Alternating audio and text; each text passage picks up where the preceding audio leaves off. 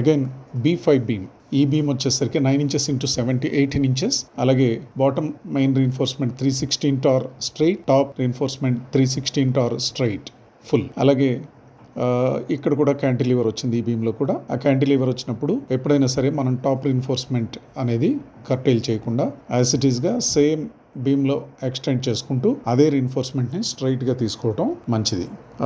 అలా తీసుకోవడం జరిగింది. 8 mm tor 8 inches centre to centre stirrups కింద వాడటం జరిగింది. అలాగే టాప్ అండ్ బాటమ్ బార్స్ కి కంపల్సరీగా బీమ్ ఎండ్స్ లో ఎల్, మెయిన్ రీఎన్ఫోర్స్మెంట్ కి ఎల్ కూడా వేయడం జరిగింది. సో అలాగే నెక్స్ట్ బీమ్ వచ్చేసరికి B6 beam. This is again 9 inches into 18 inches beam. So దీనిలో వచ్చేసరికి bottom 216 tor straight, top 216 tor straight and junctions, wherever beam junctions అలాంటి ప్లేసెస్ లో కాలమ్ జంక్షన్స్ దగ్గర top extras 116 mm tor straight extra తీసుకోవడం జరిగింది. అలాగే 8 mm stirrups at 8 inches centre to centre తీసుకోవడం జరిగింది.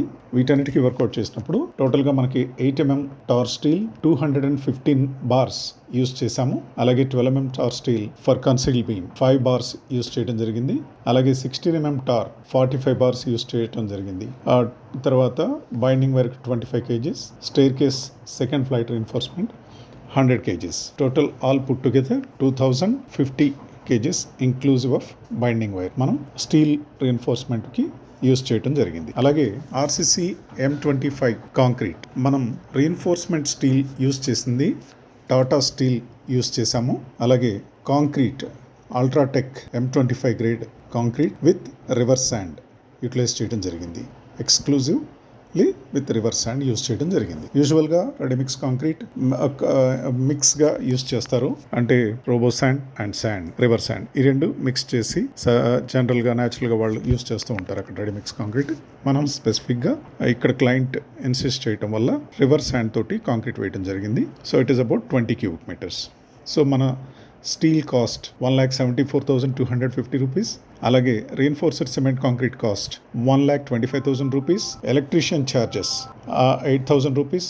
Masons and labour charges 6,000 rupees and miscellaneous expenditures 7,000 rupees.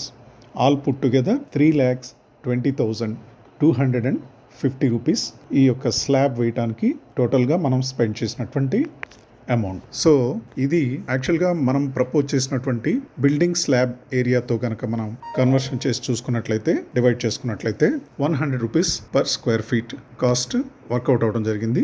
This is excluding centering cost.